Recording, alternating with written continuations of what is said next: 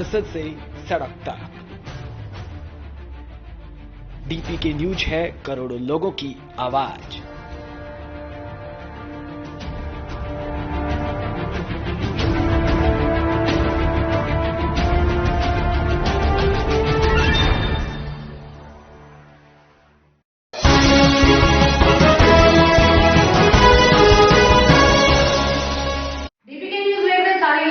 प्यार भरी सत श्री अकाल। मैं पिंकी चौधरी से ਤੁਹਾਡੇ ਸਾਹਮਣੇ ਲੈ ਕੇ ਆਈ ਹਾਂ ਅੱਜ ਦਾ ਪੰਜਾਬ ਬੁਲੇਟਿਨ। ਪੰਜਾਬ ਦੇ ਕਈ ਹਿੱਸਿਆਂ ਵਿੱਚ ਪ੍ਰਵਾਸੀ ਮਜ਼ਦੂਰਾਂ ਨੇ ਕੇਂਦਰ ਸਰਕਾਰ ਖਿਲਾਫ ਜ਼ੋਰਦਾਰ ਰੋਸ ਪ੍ਰਦਰਸ਼ਨ ਕੀਤਾ ਤੇ ਪੁਤਲੇ ਫੂਕੇ। ਅੰਮ੍ਰਿਤਸਰ ਵਿੱਚ ਵੀ ਰਹਿ ਰਹੇ ਪ੍ਰਵਾਸੀ ਮਜ਼ਦੂਰਾਂ ਨੇ ਰੋਸ ਪ੍ਰਦਰਸ਼ਨ ਕਰਦੇ ਹੋਏ ਉਹਨਾਂ ਦੇ ਪੁਤਲੇ ਸਾੜੇ। ਆਓ ਵੀ ਖਾਣੇ ਤੁਹਾਨੂੰ ਉੱਥੇ ਦੀ ਕੁਝ ਤਸਵੀਰਾਂ।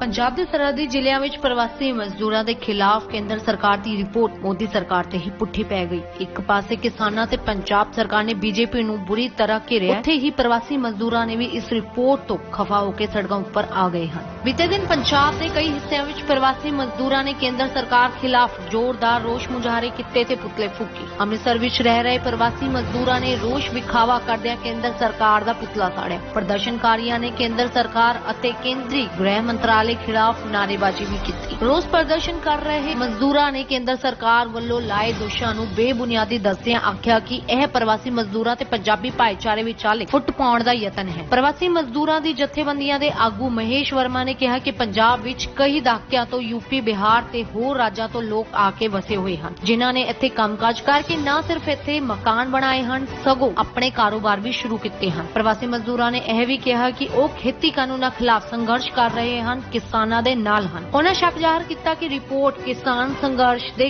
ਕਾਰਨ ਹੀ ਜਾਰੀ ਕੀਤੀ ਹੈ। ਰੋਸ ਪ੍ਰਦਰਸ਼ਨ ਵਿੱਚ ਸ਼ਾਮਲ ਔਰਤਾਂ ਨੇ ਦੱਸਿਆ ਕਿ ਉਹ ਯੂਪੀ ਤੇ ਬਿਹਾਰ ਨਾਲ ਸੰਬੰਧਿਤ ਹਨ। ਉਹ ਕਈ ਵਰ੍ਹਿਆਂ ਤੋਂ ਇੱਥੇ ਆ ਕੇ ਰਹਿ ਰਹੀਆਂ ਹਨ। ਉਹਨਾਂ ਦੇ ਪਤੀ ਅਤੇ ਬੱਚੇ ਇੱਥੇ ਕੰਮ ਕਰਦੇ ਹਨ। ਕਦੇ ਵੀ ਕਿਸੇ ਨੇ ਵੀ ਉਹਨਾਂ ਨੂੰ ਨਸ਼ਾ ਨਹੀਂ ਦਿੱਤਾ ਤੇ ਨਾ ਹੀ ਬੰਦੂ ਬਣਾ ਕੇ ਮਜ਼ਦੂਰੀ ਕਰਵਾਈ ਹੈ।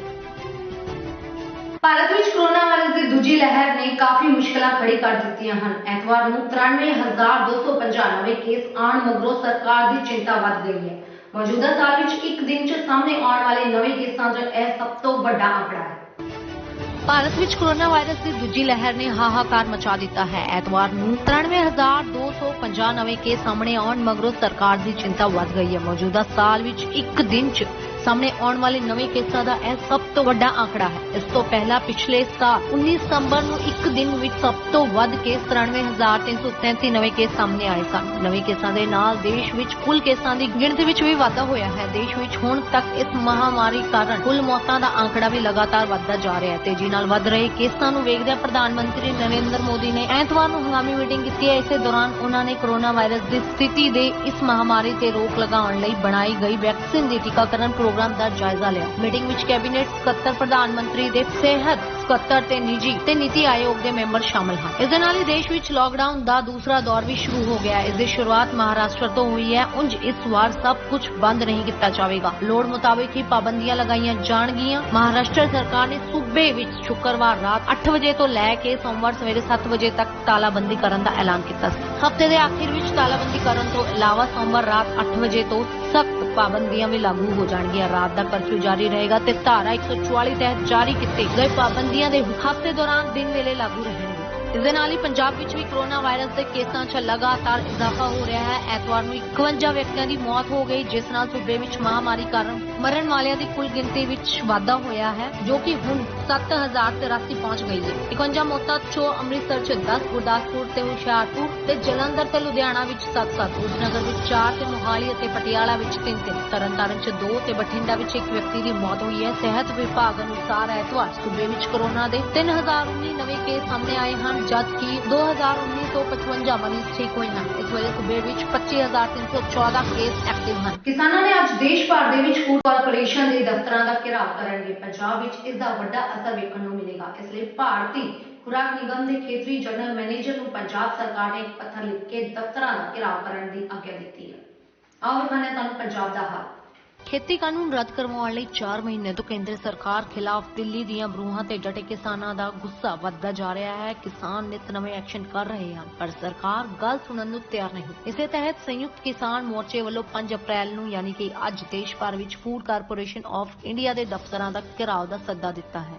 संयुक्त किसान मोर्चे के आगू डॉक्टर दर्शनपाल ने दस्सिया कि भारत सरकार वालों एससीआई का गला घुट के कारपोरेट नूं किसानां दीयां फसलां दी खरीद का काम सौंपण लई जखीरेबाजी खिलाफ कानून नूं पेतला करन दी साजिश के खिलाफ ते एफसीआई दी खरीद प्रणाली दे मजबूत करन दी मंग नूं देश भर विच सरकारी खरीद एजेंसी दे दफ्तरां दा किसान घेराव किया जा रहा है। उन्होंने दस्सिया कि खेती कानूनां खिलाफ ते घट्टो घट्ट खरीद गारंटी कानून समेत होर मंगां लई संघर्ष कर रहे किसानां वल्लों स्थानक अधिकारियों राही खपतकार मामलिਆਂ ते मंत्री नूं मंग पत्र केंद्र नूं भेजा जा रहा है। मोर्चे की मंग की गई है कि जमीन की जमाबंदी जमा करन दा फैसला वापस लिया जाए ते फसल की अदायगी काश्तकारां नूं कीती जाए। श्रोमणी अकाली दल वालों आज पंजाब सरकार खिलाफ रोस प्रदर्शन किए जा रहे हैं, पर मुख्य मंत्री कैप्टन अमरिंदर सिंह ने इसनूं ड्रामा करार दिता है। उन्होंने कहा कि अकाली दल वालों गुआची साख बहाल करने लई योजनाबद्ध प्रदर्शनां दे जो नाटक किए जा रहे हैं वो किसी काम नहीं आउणगे। श्रोमणी अकाली दल वालों किए जा रहे रोष प्रदर्शन खिलाफ मुख्यमंत्री ने कहा कि नैतिक आधार गुआउण तो बाद अकाली दल हुण सूबे विच आगामी विधान सभा चोणां तो पहला लोकां दीयां नज़रां विच चंगा बनन दी पूरी कोशिश कर रही है। वध बिजली दरां तेल उत्ते वध टैक्स ते अमन कानून दी हालत बारे अकालियां दे दाविआं नूं हासोहीणा करार दिंदिआं उन्हां कहा कि यह अकाली दल है जिसने भारतीय जनता पार्टी दी भ्याली नाल अपने 10 सालां दे शासन दौरान पंजाब दे अजिहे हालत विच धक्क दिता है कि जिस नूं पंजाबी कदे नहीं भुला सकदे। नाले मुख्यमंत्री ने कहा कि सूबे विच अकालियां दे हनेरगर्दी वाले निजाम दे उल्ट कांग्रेस सरकार दे पिछले 4 सालां विच व्यापक पद्धर उत्ते सुधार होया है। उन्होंने कहा कि बादलों के शासन दौरान अमन कानून की हालत ढेर हो गई सी जदों गैंगस्टर और गुंडे सूबे दीयां गलियां विच शरेआम फिरदे सन, जदों कि पंजाब नूं हुण अजिहे अंसरां तो राहत मिल गई है। उन्होंने कहा कि लोग जमीनी पद्धर ते तब्दीली वेख सकते हैं जिथे नशे और माफिया ने पारदर्शी शासन अगे कोडे टेक दिते हैं। कैप्टन ने कहा कि श्रोमणी अकाली दल इस फरेब वाली सियासी दुश्मनबाजी राही पंजाब विच मुड़ अपने सियासी पड़ताल स्थापित करन दे कुछ यतन कर रही है, पर पंजाब दे लोकां नूं उन्हां नूं मूंह तक नहीं लाउणा क्योंकि पंजाबियां ने अकाली भाजपा हाकमां दे शासन नूं ना तां भुलाया है ते ना ही अकालियां नूं माफ कीता है। कनेडा के एक्सप्रैस वीजा के 2021 की पहली तिमाही के सरकारी आंकड़े जारी कर दिए गए हैं। इस रिपोर्ट अनुसार एक साल दौरान कुल 4,01,000 प्रवासियों को कनेडा च एक्सप्रैस एंट्री मिलेगी। आओ देखते हैं की यह पूरी रिपोर्ट। कोविड-19 कारण हाले कुछ पाबंदियां लागू हैं, जिस करके प्रवासियों की आमद उत्ते काफी हद तक रोक लगी हुई है। इस रिपोर्ट के मुताबिक आंकड़े वेख के भारतीय खास करके कनेडा पुजण के चाहवान पंजाबियों च खुशी की लहर दौड़ गई है। रिपोर्ट मुताबिक कनेडा की पहली तिमाही 44,124 प्रवासी नूं वीजे जारी किए हैं।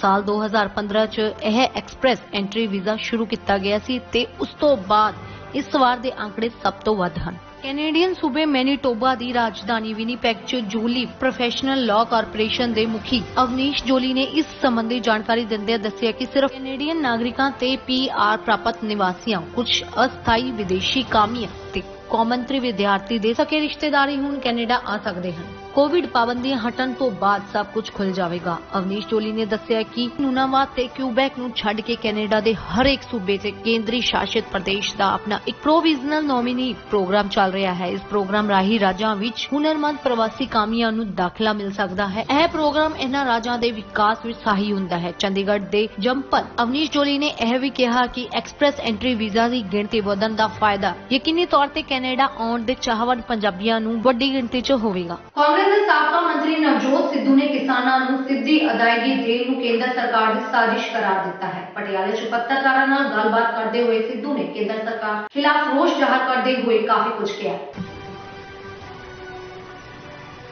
उस चिट्ठी दे विच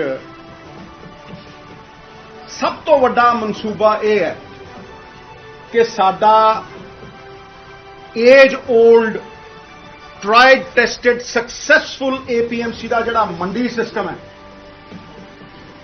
उन्होंने अस्त व्यस्त करना, उन्होंने डिसरप्ट करना और पंजाब दे विच एक डिवीजन पैदा करना। भी किसान वीर सब समझते हो वो आड़तियों के खिलाफ खड़े हो जान, आड़ती उन्होंने खिलाफ खड़े हो जान और दोनों पुछ के पंजाब सरकार नूं खड़ के सवाल करन भी थोतो सरकार नहीं चलती, थोतो साडियां समस्यावां दा हल नहीं हुंदा। ये डिवीजन जिहड़े गोरे पैदा करते हुंदे सीगे, ये डिवीजन ਪੈਦਾ ਕਰਨ ਦੀ ਕੋਸ਼ਿਸ਼ ਕੀਤੀ ਜਾ ਰਹੀ ਹੈ। ਹੁਣ ਗੋਇਲ ਸਾਹਿਬ ਨੇ ਬੜਾ ਕੈਟੇਗੋਰਿਕਲੀ ਡਾਇਰੈਕਟ ਪੇਮੈਂਟ ਦੀ ਗੱਲ ਕੀਤੀ ਹੈ, ਔਰ ਜੇ ਤੁਸੀਂ ਦੇਖੋ ਡਾਇਰੈਕਟ ਪੇਮੈਂਟ ਵੀ ਹਰੇਕ ਬੰਦੇ ਨੂੰ ਤਨਖਾਹ ਉਹਦੇ ਖਾਤੇ 'ਚ ਪੈਂਦੀ ਹੈ। ਇਹ ਤਾਂ ਬੜੀ ਵਧੀਆ ਗੱਲ ਹੈ, ਗੱਲ ਸੁਣਨ 'ਚ ਬੜੀ ਚੰਗੀ ਲੱਗਦੀ ਹੈ, ਪਾਲਿਸੀ ਲਿਖਣ ਦੇ ਵਿੱਚ ਬੜੀ ਚੰਗੀ ਲੱਗਦੀ ਹੈ, ਬੜੀ ਸੁਹਾਉਂਦੀ ਹੈ। ਪਰ ਮੈਂ ਕਹਿੰਦਾ ਛਾਤੀ ਠੋਕ ਕੇ ਕਿ ਸ਼ੁਰਲੀ ਹੈ, ਇਹਦਾ ਮਨਸੂਬਾ ਕੁਝ ਹੋਰ ਹੈ।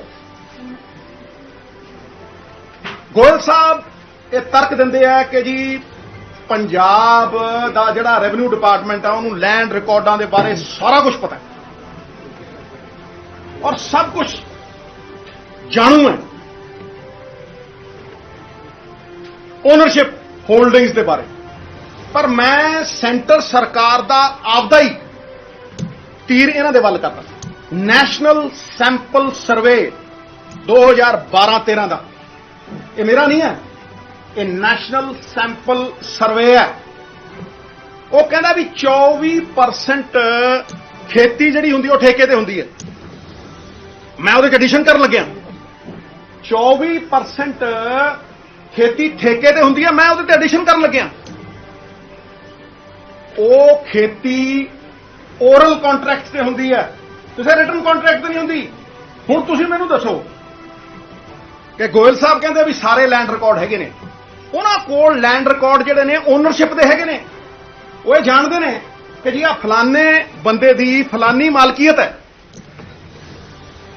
ਪਰ ਉਹਨਾਂ ਦੇ ਕੋਲ ਠੇਕੇ ਵਾਲਾ ਕੋਈ ਰਿਕਾਰਡ ਨਹੀਂ। ਔਰ ਮੈਂ ਤੁਹਾਨੂੰ ਚੈਲੰਜ ਨਾਲ ਕਹਿਣਾ, ਜੋ ਗੋਇਲ ਸਾਹਿਬ ਕਹਿ ਰਹੇ ਆ, ਤੁਸੀਂ ਆ ਵਿਸਾਖੀ ਦੇ ਉੱਤੇ ਇਹਨਾਂ ਦੀ ਚਿੱਠੀ ਇਨ ਬਿਨ ਲਾਗੂ ਕਰ ਦਿਓ, ਇਨ ਬਿਨ ਲਾਗੂ ਕਰ ਦਿਓ, ਤੇ ਮੈਂ ਤੁਹਾਨੂੰ ਕਹਿਣਾ ਕਿ 25 ਤੋਂ 30% ਪੰਜਾਬੀਆਂ ਨੂੰ ਕੋਈ ਪੇਮੈਂਟ ਨਹੀਂ ਮਿਲਣੀ, ਕੋਈ ਪੇਮੈਂਟ। ਉਹ ਖੜਾ ਹੋ ਮੰਡੀ 'ਚ ਕਣਕ ਲੈ ਕੇ, ਪਰ ਉਹਨੂੰ ਪੇਮੈਂਟ ਮਿਲਣ ਦੀ ਕੋਈ ਉਮੀਦ ਨਹੀਂ ਹੋਊ। ਦੂਜੀ ਚੀਜ਼, ਸਾਰੀ ਦੀ ਸਾਰੀ ਸਟੋਰੇਜ ਦੇਤੀ ਅਡਾਨੀ ਨੂੰ, ਸਾਰੀ ਦੀ ਸਾਰੀ ਰਿਟੇਲ ਦੇਤੀ ਅੰਬਾਨੀ ਨੂੰ, ਠੀਕ ਹੈ। ਉਦੋਂ ਬਾਅਦ ਕਹਿੰਦੇ ਜੀ ਅਸੀਂ ਤਾਂ ਪੀਡੀਐਸ ਸਿਸਟਮ ਖਤਮ ਕਰਾਂਗੇ, ਪੀਡੀਐਸ ਸਿਸਟਮ ਖਤਮ ਕਰਾਂਗੇ, ਜਿਹੜਾ ਗਰੀਬ ਨੂੰ 3 ਰੁਪਏ ਚੌਲ 1 ਰੁਪਏ ਚੌਲ, ਅਸੀਂ ਹੁਣ ਗਰੀਬ ਨੂੰ ਉਹਦੇ ਖਾਤੇ 'ਚ ਪਾਵਾਂਗੇ, ਪੈਸੇ ਉਹਦੇ ਖਾਤੇ 'ਚ ਪਾਵਾਂਗੇ। ਬਹੁਤ ਚੰਗੀ ਗੱਲ ਹੈ ਜੀ, ਲੋਕ ਕਹਿਣਗੇ ਬੜੀ ਵਧੀਆ ਗੱਲ ਹੈ ਜੀ, ਖਾਤੇ 'ਚ ਪਾਉਂਗੇ। ਪਰ ਤੁਸੀਂ ਮੈਨੂੰ ਇਹ ਦੱਸੋ, ਮੈਂ ਸਵਾਲ ਪੁੱਛਦਾ ਵੀ ਜਦੋਂ ਹੁਣ ਗਰੀਬ ਦੇ ਪੈਸੇ ਖਾਤੇ 'ਚ ਆ ਗਏ, ਉਹ ਮਾਰਕੀਟ ਰੇਟ ਤੇ ਖਰੀਦੂਗਾ ਜਾਂ 3 ਰੁਪਏ ਕਿਲੋ ਖਰੀਦੂਗਾ? ਦਿਖਾਓ, ਦੱਸ ਦਿਓ। ਗੇਮ ਦੇਖੋ ਕਿ ਗਰੀਬ ਦੇ ਖਾਤੇ 'ਚ ਪੈਸੇ ਪਾਤੇ, ਉਹਦੇ ਗਰੀਬ ਦੇ ਖਾਤੇ 'ਚ ਆ ਗਏ ਪੈਸੇ, ਪਰ ਉਹ ਖਰੀਦੂਗਾ ਜਾ ਕੇ ਅੰਬਾਨੀ ਦੀ ਰਿਟੇਲ ਤੋਂ ਔਰ ਮਾਰਕੀਟ ਰੇਟ ਦੇ ਉੱਤੇ ਖਰੀਦੂਗਾ। ਜਿਹੜੀ ਆਰਬੀਆਈ ਦੀ ਸਾਡੀ ਕੈਸ਼ ਕ੍ਰੈਡਿਟ ਲਿਮਿਟ ਹੈ, ਇਹ ਪੁਆਇੰਟ ਨੰਬਰ 4 ਹੈ, non extension of the cash credit limit ਜਿਹੜੀ ਆਰਬੀਆਈ ਦੀ ਹੈ ਸਾਡੇ ਤੇ 89,200 ਕਰੋੜ ਦਾ ਕਰਜ਼ਾ। ਤੁਸੀਂ ਫਿਰ ਤੁਗਲਕੀ ਫਰਮਾਨ ਜਾਰੀ ਕਰਦੇ ਹੋ ਔਰ 3 ਦਿਨ ਦੇ ਵਿੱਚ ਤੁਸੀਂ ਐਨਪੀ ਡਿਕਲੇਅਰ ਕਰ ਦਿੰਦੇ। ਦਸ਼ਕਾਂ ਤੋਂ ਚੱਲਿਆ ਆ ਰਿਹਾ ਇੱਕ ਸਿਸਟਮ ਜਿਹਦੇ 'ਚ ਆਰਬੀਆਈ ਸਾਨੂੰ ਫੈਸਿਲਿਟੇਟ ਕਰਦੀ ਸੀ। ਹਾਂਜੀ, ਅਸੀਂ ਵੀ ਖਰੀਦਦੇ ਸੀ, ਉਹ ਵੀ ਖਰੀਦਦੇ ਸੀ, ਐਫਸੀਆਈ ਉਹ ਖਰੀਦੀ। ਤੁਸੀਂ ਇੱਕੋ ਦਮ 3 ਦਿਨ ਪਹਿਲਾਂ ਤੁਸੀਂ ਇਹ ਕਹਿੰਦੇ ਹੋ ਕਿ ਜੀ 21 ਤਰੀਕ ਨੂੰ ਮਾਰਚ ਦੀ ਤੁਸੀਂ ਐਨਪੀ ਹੋ ਗਏ, ਤੁਹਾਡਾ ਜਿਹੜਾ ਅਕਾਊਂਟ ਆ ਉਹ ਆਊਟ ਆਫ ਆਰਡਰ ਹੋ ਗਿਆ। ਆਈ ਕੁਐਸਚਨ ਦ ਟਾਈਮਿੰਗ। ਮੈਂ ਸਵਾਲ ਖੜੇ ਕਰਦਾ ਇਸ ਟਾਈਮਿੰਗ ਦੇ ਉੱਤੇ। ਇਹ ਹੁਣੇ ਕਿਉਂ ਸੁਝਿਆ ਤੁਹਾਨੂੰ? ਇਹ ਅੱਜ ਹੀ ਤੁਸੀਂ ਕਿਉਂ ਕਹਿਣਾ ਚਾਹੁੰਦੇ ਹੋ ਵੀ ਸਾਡਾ ਜਿੰਨਾ ਕਰਜ਼ਾ ਤੁਸੀਂ ਆਰਬੀਆਈ ਮਨਾ ਕਰ ਰਿਹਾ?